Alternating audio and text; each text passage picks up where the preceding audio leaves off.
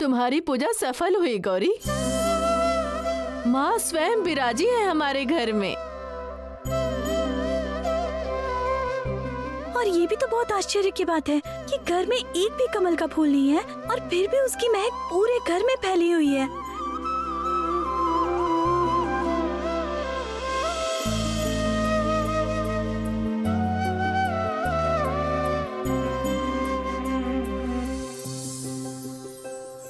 चलो अब मैं जल्दी से बेर खा लेता हूँ। कब से उसी पर ध्यान लगा था। अच्छा, हम तो कब से सिर्फ फल वगैरह ही खाए जा रहे हैं। हम पापड़, चटनी, खिचड़ी ये सब कब खाएंगे बताइए? कर लो बात। वो सब खाने की जरूरत नहीं है। जो प्रसाद तुम्हें मिला है वो तुम चुपचाप बैठकर खाओ। लेकिन अरे तुम लोग सब मिलके इसे तंग मत करो तो। अरे नहीं बड़ी माँ, इतना सा तो पेट है, उसके बाद भी इतना खाना है।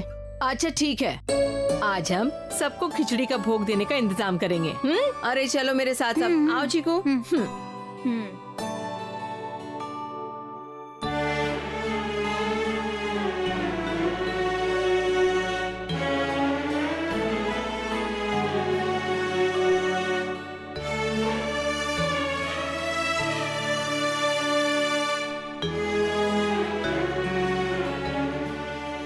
नीला दीदी। हाँ, मैं बोल रही हूँ कि आप दुखी मत होइएगा बिल्कुल। दुखी होकर भी क्या होगा गौरी? दुख झेलते झेलते मुझे दुख की बस आदत ही हो गई है, जानती हो। और अब भगवान की जो मर्जी होगी वही होगा। नहीं नीला दीदी, भगवान कभी अच्छे इंसान के साथ बुरा नहीं कर सकते हैं। देवी माँ की कृपा से जैसे आपका हाथ ठीक हो गया है, आप देखना सब कुछ ठीक हो जाएगा उसी तरह। आप बस थोड़ा सब्र कर लीजिए। तुम बोल तो रही हो गौरी, पर जानती हो गौरी, मुझे ना अब विश्वास नहीं होता क्योंकि मुझे हमेशा निराशा मिलती है। नीला दीदी, आप इस तरह हार मानेंगी तो कैसे काम चलेगा? मैं आपसे क्या कह रही हूँ सुनिए। आपको खुद ही एक बार फिर कोशिश करनी होगी। खुद की मदद आपको खुद ही करनी होगी। सिर्फ बोलने से क्या होता है? और मैं क्या बोलूं? तुम्हें पता तो है ना कि रूपम के माँ बाप मुझे बिल्कुल भी पसंद नहीं करते हैं। मैं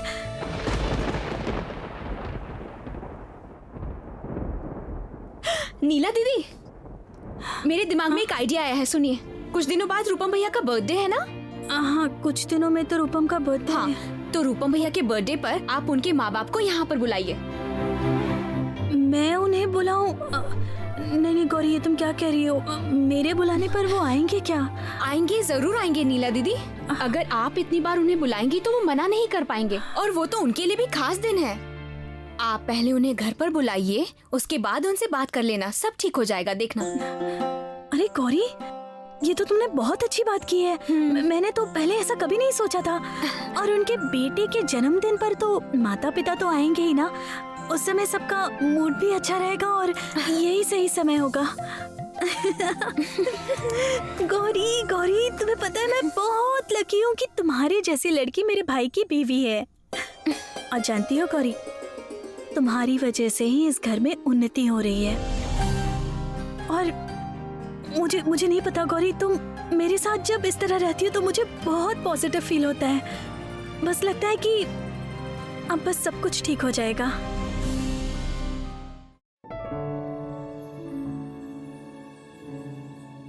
ओमा, सब खाना खाने बैठ गए? तो फिर मैं भी बैठ जाती हूँ, मुझे भी दे दो। अरे माँ, कोई खाया कि नहीं खाया बिना जाने आप बैठ गई खाने के लिए? अरे बाबा, अजीब बात है। मुझे भूख लगी तो मैं खा रही हूँ, जिसे भूख लगेगी वो खाने बैठ जाएगा ना। अरे अच्छा ठीक है ठीक है। मजली, तुम्हें भूख लगी है ना? ए छोटी, जाओ उसका खाना ले आओ। आओ यहाँ, देखो कितने दिन बाद सब खाना खाने बैठ रहे हैं। ईशान और गौरी भी खाना खा लेते तो अच्छा होता। मेरे साथ इस तरह से नाटक मत किया कीजिए। जाइए ना जाइए, अपनी गौरी के साथ जाकर बैठिए, उसकी सेवा कीजिए, मेरे बारे में मत सोचिए। आपको मेरी कितनी चिंता है मुझे अच्छे से पता है। जाइए। ईशान को बहुत मिस कर रहा हूँ। अच्छा, किसी को पता है कि वो कब तक आएगा? माँ, नीला दीदी, आप लोग भी बैठ जाइए, नहीं तो खाना ठंडा हो जाएगा। गौरी मेरी बात सुनो, हम सब लोग अभी बैठने वाले नहीं हैं। लेकिन तुम तो छोटी हो ना, तुम खाने बैठो, हम लोग परोसेंगे। नहीं माँ, मैं अभी खाना नहीं खा सकती। मैं पहले ठीक से सब लोगों को खाना खिला दूं, उसके बाद मैं खा लूंगी। आप लोग बैठिए तो। अब तो बैठना पड़ेगा। ए नीला, चलो तुम खाना खाने बैठ जाओ। अब क्या बोल रही है माँ? फल खाकर मेरा पेट पूरा भर गया है। मैं थोड़ी देर बाद भोग खाऊंगी, ठीक है? ओ चाची जी। अच्छा छोटी दादी माँ, शैलो माँ नहीं खाएंगी? मैं उन्हें बुलाऊं? नहीं, रहने दो, मत बुलाओ उसे। मैं उसे बुलाई लेकिन हाथ छुड़ाकर चली गई। देखती हूँ उसके पास प्रसाद कैसे भिजवा सकती हूँ। लो भाई, मैं आ गया हूँ, हाथ वाथ धो के एकदम रेडी हूँ। लो खाना दो। चलो ईशान आ गया, तुम्हारे बारे में सोच रहे थे हम लोग।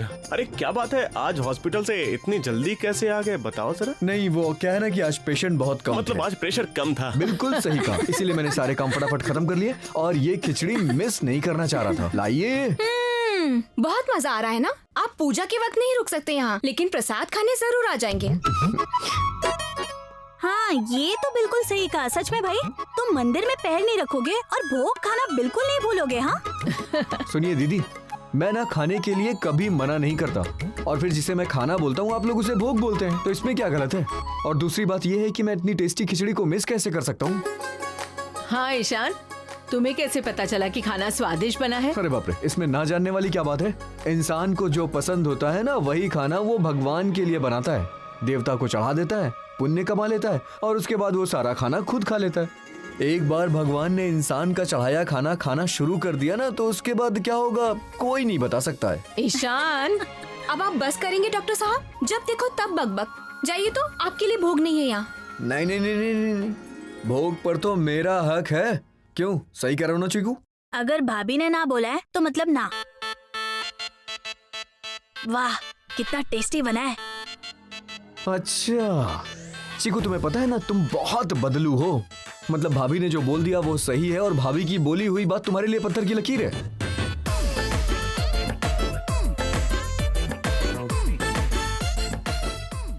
सभी लोग तो भूख खा रहे हैं, मैं भी जाती हूँ। भाभी, आज आपने पूजा के वक्त जो गाना गाया था ना, वो मैं आपसे सीख लूंगा, ठीक है? हाँ, अपनी किताबों को लॉकर्स में रख दो और मंदिर में गाना गाते फिरना, ठीक है ना? नहीं नहीं, मैं इस तरह से सबके साथ बैठकर भोग नहीं खा सकती। हाँ, ये सब तो परिवार के लोग हैं, लेकिन मैं तो शैलो माँ हूँ। मैंने ये काम इतने दिनों तक तो नहीं किया, तो अभी भी नहीं करूंगी। मैं नहीं खा सकती हूँ सबके साथ बैठ के, बिल्कुल भी नहीं। क्या हुआ मंजली? खाना लेकर इस तरह बैठी क्यों हो? क्या हुआ है तुम्हें? क्या हुआ है? कुछ नहीं हुआ, मैं खा तो रही हूँ।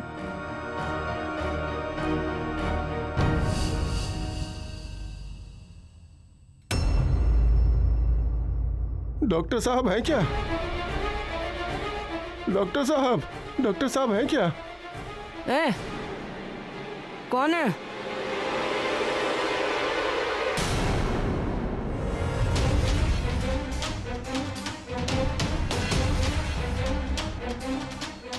मेरी तबीयत बहुत खराब है, उनको एक बार बुला दीजिए ना, मुझे बहुत तकलीफ हो रही है। निकल जाओ, कौन सी बीमारियां लेकर आ जाते हो। चले जाओ, मेरे चैम्बर से दूर हो जाओ। जाओ।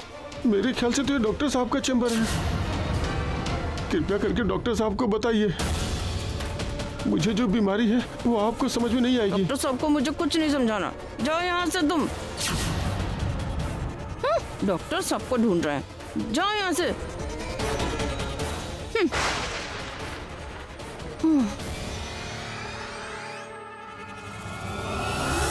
शैलो माँ, आप क्या डॉक्टर साहब को ढूंढ रही थी? मैं थोड़ी व्यस्त थी ना, इसलिए आने में देर हो गई मुझे। हाँ, एक इंसान गंदी बीमारी लेकर आया था, मैंने उसे भगा दिया। क्या? आपने उसे भगा दिया? शैलो माँ, डॉक्टर साहब के चेम्बर में जो कोई आता है वो किसी बीमारी से जूझकर तकलीफ में आता है, और इस तरह के इंसान को भगाने के बाद आपको जरा सा बुरा नहीं लग रहा? नहीं, बिल्कुल नहीं। डॉक्टर साहब के पास आए हैं, ये क्या डॉक्टर साहब का चैम्बर है? ये तो मेरा चैम्बर है, जबरदस्ती तुम लोगों ने ले लिया है। मैं अगर यहाँ नहीं बैठी तो कोई नहीं बैठेगा मेरे चैम्बर में। मैं नहीं बैठूंगी तो कोई नहीं बैठेगा मेरे चैम्बर में, कोई भी नहीं। आप ना सुधरने वाली इंसान ही नहीं है शैलोमा। देखिए देवी माँ ने आपको इतनी बड़ी सजा दी है, लेकिन उसके बाद भी आपकी इच्छा ही नहीं है बिल्कुल सुधरने की। आपके भतीजे बिल्कुल सही कहते हैं। सुनिए शैलोमा, दया करके अपने पाप का घड़ा और मत भरिएगा। एक और बात शैलोमा, इस चैम्बर में इंसानों का इलाज किया जाता है। इस चैम्बर को मैं किसी हाल में भी बंद नहीं होने दूंगी।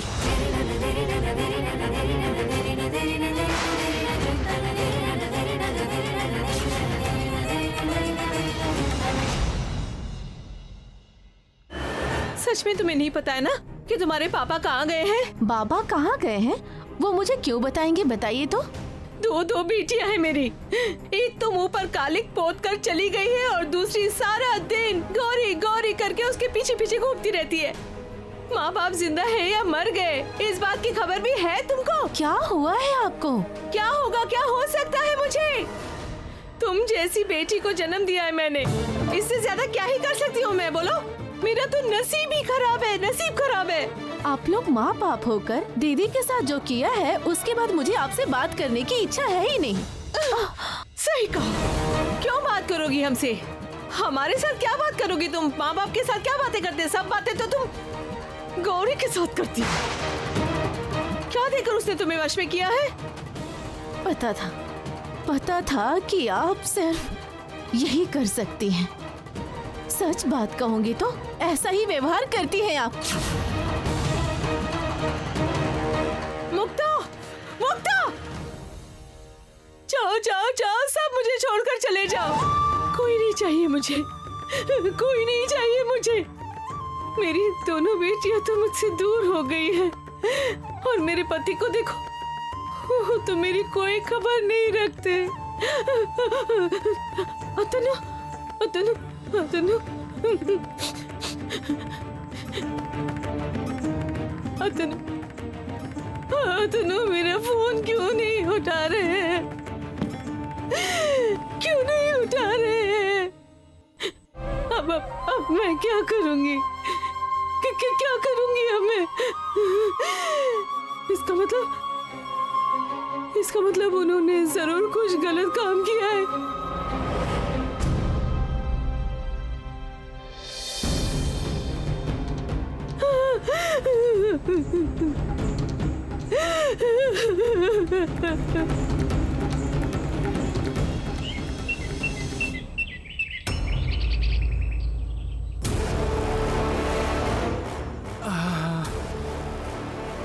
ये क्या हुआ आप लोग को?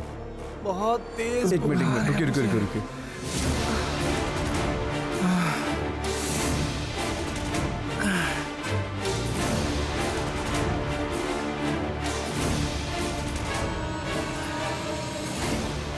हाँ बताइए, क्या हुआ आप लोगों को? बहुत तेज बुखार है, सर में और पूरे शरीर में दर्द है और खुजली भी हो रही है।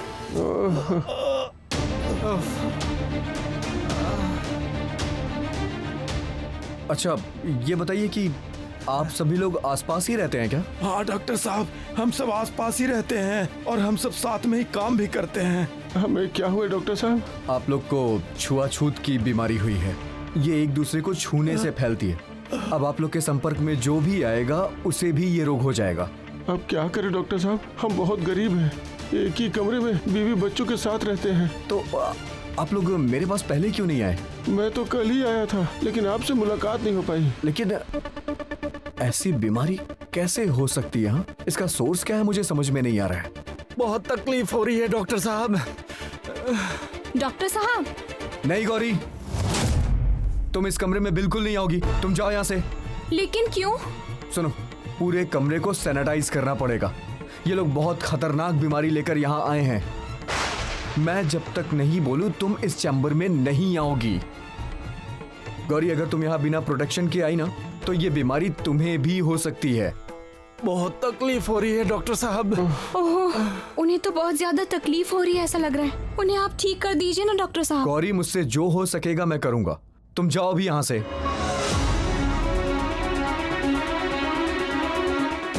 देखिए, आप लोग को मैं यहाँ से नहीं जाने दे सकता, क्योंकि अगर मैं जाने दूंगा तो आप लोगों की वजह से पूरी कॉलोनी में ये रोग फैल जाएगा। तो फिर हम कहाँ जाएं? देखिए, मेरे पास एक एक्स्ट्रा कमरा है, मैं वहीं आप लोगों का इंतजाम करवाता हूँ। आप जब तक ठीक नहीं हो जाते हैं आप लोगों को यहीं रहना होगा, ठीक है ना? देवी माँ, वहाँ पर लोग बहुत ज्यादा तकलीफ में है माँ। उन्हें कोई छूने से फैलने वाली बीमारी हो गई है और डॉक्टर साहब मुझे वहाँ पर आने तक नहीं दे रहे हैं। अब क्या होगा बताइए तो? उनकी तकलीफ मुझसे देखी नहीं जा रही है माँ। हो माँ, आप उन्हें ठीक कर दीजिए ना माँ। उनके कष्ट दूर कर दीजिए, आप ठीक कर दीजिए।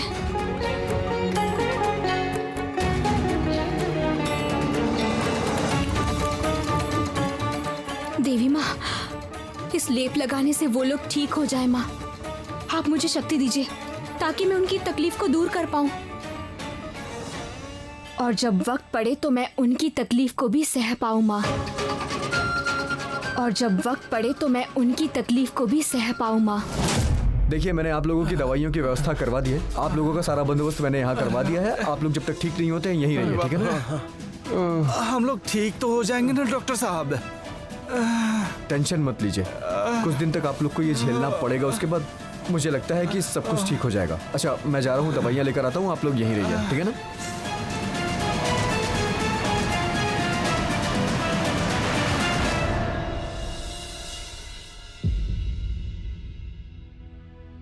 आप बिल्कुल चिंता मत कीजिए। ये देखिए, मैंने जड़ी बूटी का लेप बनाया है। इसे लगाने से आप लोगों को आराम मिलेगा। और आप लोग देवी माँ को सच्चे मन से पुकारिए, वो आपकी तकलीफ को दूर कर देंगी। दिखाइए चाचा, हाथ दिखाइए तो।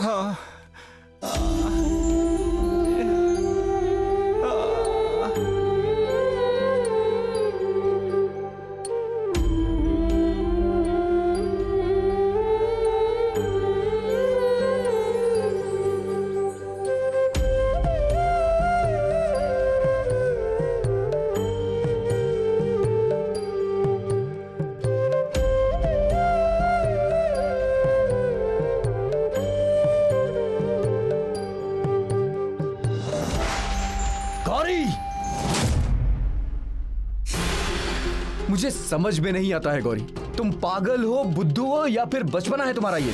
मैंने तुमसे कितनी बार मना किया गौरी कि यहाँ मत आना, ये बीमारी बहुत ही खतरनाक है। उसके बावजूद भी तुम यहाँ आ गई, वो भी विदाउट प्रोटेक्शन। गौरी, बिना मास्क और ग्लव्स के यहाँ कौन आता है? मरीज को अपना बनाते हैं गौरी, बीमारी को नहीं। ऐसी गलती तुम क्यों करती हो? तुम यहाँ रुको मत बेटी, तुम यहाँ से चली जाओ। और एक बात बताओ गौरी, मैंने इन्हें दवाइयाँ दी है ना, उसके बाद ये लेप लगाने की क्या जरूरत थी? अगर इससे कोई रिएक्शन हुआ तो फिर कौन संभालेगा? तुम। इन्हें बहुत तकलीफ हो रही थी इसलिए मैं वो। गौरी, उसके लिए मैं यहाँ हूं ना, मैं दवाइयाँ ला रहा हूँ। खुद सब कुछ करने की क्या जरूरत है गौरी, बताओ मुझे तुम। गौरी, दिन ब दिन तुम अपनी लिमिट पार करती जा रही हो, और इन सब की वजह से तुम खुद भी परेशानी में पड़ जाती हो और सभी को परेशान करती हो। इस बीमारी को खत्म करने की कोशिश कर रहा हूं मैं। ये जो खुद से तुम इलाज करना शुरू कर देती हो ना गौरी, इससे तुम मेरा अपमान करती हो और चिकित्सा विज्ञान का अपमान करती हो। आप मुझे गलत समझ रहे हैं डॉक्टर साहब। इन लोगों को तकलीफ हो रही थी ना, इसलिए मैं ये लेप लेकर आई थी जो मैंने जड़ी बूटियों से बनाया जाओ है। गौरी, मैं सब कुछ बर्दाश्त कर सकता हूँ, लेकिन विज्ञान का अपमान बिल्कुल नहीं। इसी वक्त यहां से निकल जाओ, जाओ।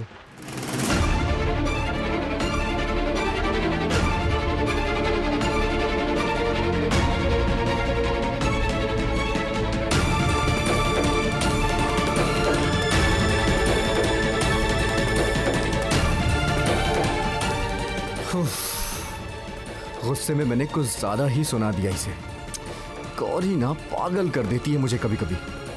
अब ना उसके भी प्रोटेक्शन का इंतजाम करना होगा मुझे।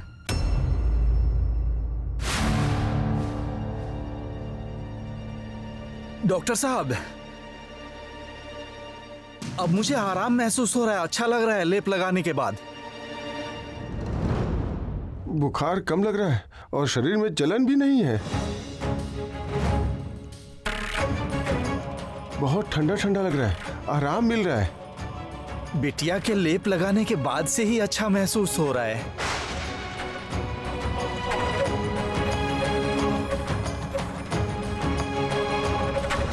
व्यग्रचर्मम्बराधारे खड्गकर्त्रे धारे कपालेन्दि हरे वामे कालिकाव्यै नमस्तुते नीलोत्पलजटाधारे। सच में इन्फेक्शन तो कम हो गया, लेकिन इतनी जल्दी कैसे काम हो सकता है? लेप से कोई रोग कैसे ठीक हो सकता है? ये तो चमत्कार है। देख लिया आपने किस तरह डॉक्टर साहब ने मुझे डांटा और उनको तकलीफ हो रही थी, तो क्या मैं चुपचाप बैठी रहती, कुछ भी नहीं करती? और सेवा करते वक्त मुझसे कुछ गलती हो गई तो ये बात वो मुझे अच्छे से बोलकर भी तो समझा सकते थे ना। इसमें डांटने की क्या बात थी? हो माँ,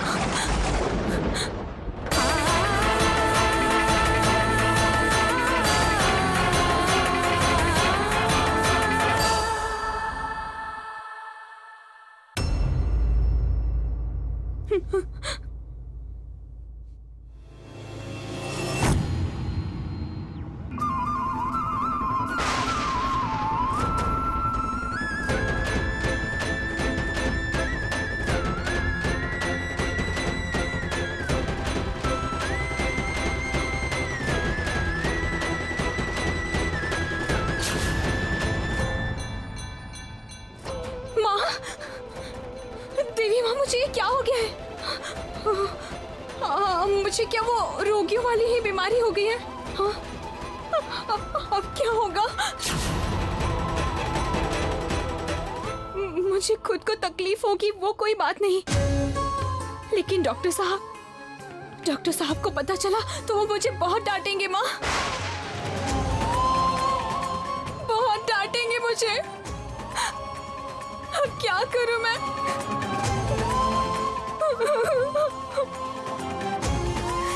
लेकिन मैं भी क्या करती माँ, वो लोग इतने ज्यादा तकलीफ में थे तो मैं क्या करती?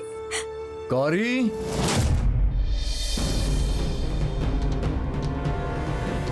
गौरी कहाँ हो तुम? गौरी, अरे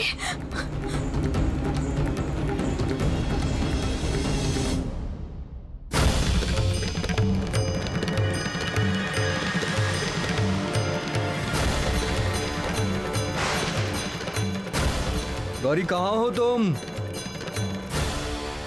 ये क्या? कब से बुला रहा हूं मैं तुम्हें, तुम यहीं हो, मेरी आवाज सुन रही हो, लेकिन जवाब क्यों नहीं दे रही थी? ये लो, ये दवा खा लो, इससे तुम्हें इन्फेक्शन नहीं होगा। नहीं, मैं दवाई नहीं खाने वाली। क्यों? क्यों दवा नहीं खाओगी? आपने मुझे डांटा क्यों? अच्छा किया मैंने तुम्हें डांटा। अगर फिर तुम मेरी बात नहीं सुनोगी तो मैं तुम्हें और जोर से डांटूंगा। और ये तुम्हें क्या हो गया है गौरी? इतना लंबा घूंघट क्यों लगा के रखा है तुमने? क्यों घूंघट नहीं कर सकती मैं? जहाँ पर स्वयं काली माँ घूंघट में रहती है, वहाँ पर क्या मैं घूंघट नहीं ले सकती? फिर से बेकार की बातें की ना तुमने। क्या हुआ है मुझे बताओ गौरी। गौरी, तुमने फिर से कोई गड़बड़ की है क्या? मुझे ना तुम पर बिल्कुल भरोसा नहीं है। क्या क्या है गौरी, क्या छुपा रही हो तुम?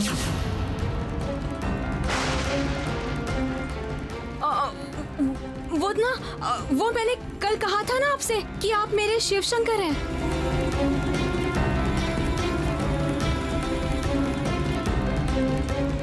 अगर आप महादेव हैं तो मुझे भी तो घूंघट वाली काली माँ बनना पड़ेगा ना।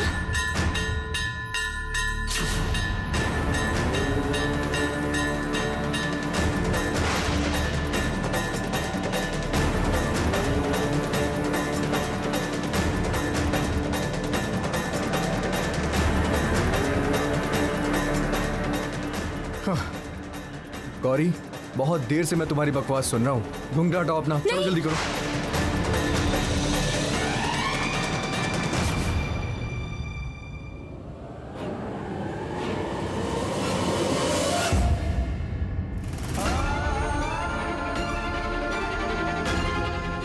ये क्या गौरी, तुम्हारा ये क्या हाल हो गया है?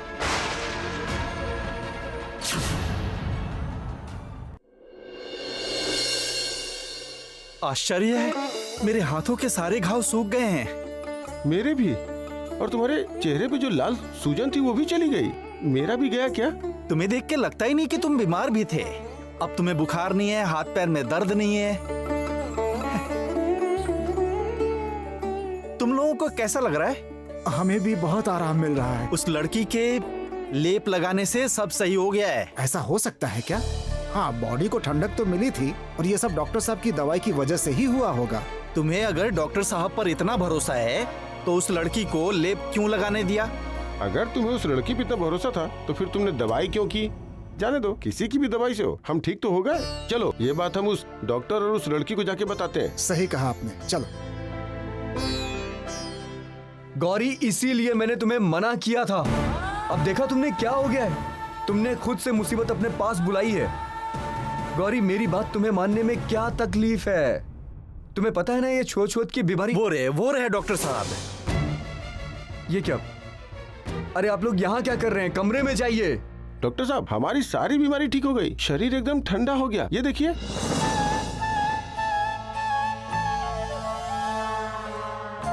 अब शरीर में कोई तकलीफ नहीं, बुखार खुजली सब ठीक हो गया है।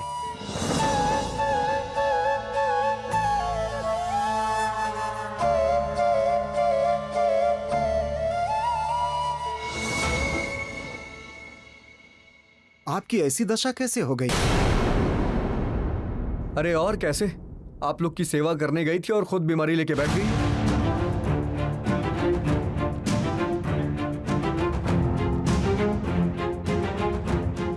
हमारी बीमारी ठीक करते करते तुम खुद ही बीमार हो गई बेटी। ये तो स्वयं संकट नाशिनी है। हमारी सारी दुख तकलीफें इसने अपने ऊपर ले ली हैं। नहीं नहीं नहीं नहीं नहीं, ये सब आप लोग क्या कह रहे हैं? इस तरह आप मत बोलिए। भगवान की जगह क्या कभी इंसान ले सकता है? आपने देवी माँ का नाम लेकर दवाई लगवाई थी, इसीलिए आप ठीक हो पाए हैं।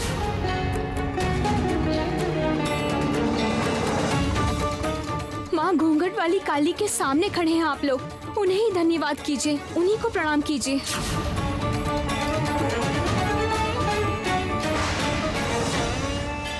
मेरी वजह से ये सब हुआ है, ऐसा मत बोलिए आप, नहीं तो मुझे पाप चढ़ेगा। गौरी, तुम खुद इन सब पे यकीन करती हो कि माँ की वजह से ये सब कुछ हुआ? मेरी दवाइयाँ, ट्रीटमेंट सब कुछ झूठा है? नहीं नहीं नहीं नहीं नहीं डॉक्टर साहब, आपकी दवाइयों से तो। बिल्कुल चुप। तुम इन लोग को क्या समझा रही थी, मैंने सुना नहीं है क्या? मेरी बातों को तुम झुठलाने की कोशिश मत करो गौरी। और ये तुमने क्या शुरू कर दिया है? विज्ञान को गलत साबित करके तुम अंधविश्वास को बढ़ावा दे रही हो। माँ की दया से सारे रोग ठीक हो जाएंगे। तो रोग होता ही क्यों है गौरी? अरे रोग ही ना हो ऐसा तुम्हारी माँ दया नहीं कर सकती हैं क्या? फिर ये दवाइयाँ, डॉक्टर, इन सब की जरूरत ही नहीं पड़ेगी। डॉक्टर साहब, आप मुझे गलत समझ रहे हैं। देवी माँ जानती है मैंने कभी आपको छोटा नहीं दिखाया, कभी आपका अपमान करने की कोशिश नहीं की। चुप हो जाओ गौरी। ये जो सारा दिन अर्धांगिनी अर्धांगिनी करती रहती हो ना, सच कहूं तो तुम मेरी अर्धांगिनी होने के योग्य ही नहीं हो।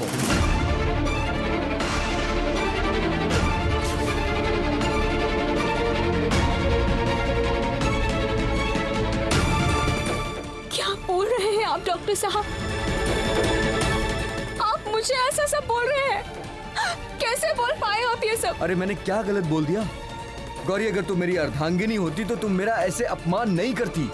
तुम्हारी और मेरी सोच हमेशा अलग होती है, इसीलिए मैं तुम्हें डांटता हूँ, तुम पर गुस्सा करता हूँ, लेकिन कभी भी बाहर के लोगों के सामने मैंने तुम्हारा अपमान नहीं किया।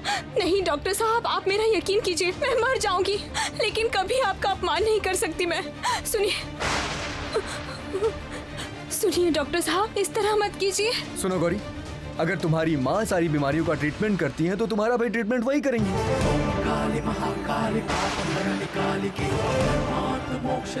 किसी भी हालत में मैं तुम्हें कोई दवा नहीं दूंगा। डॉक्टर साहब मत जाइए, डॉक्टर साहब आप मुझे गलत समझ रहे हैं।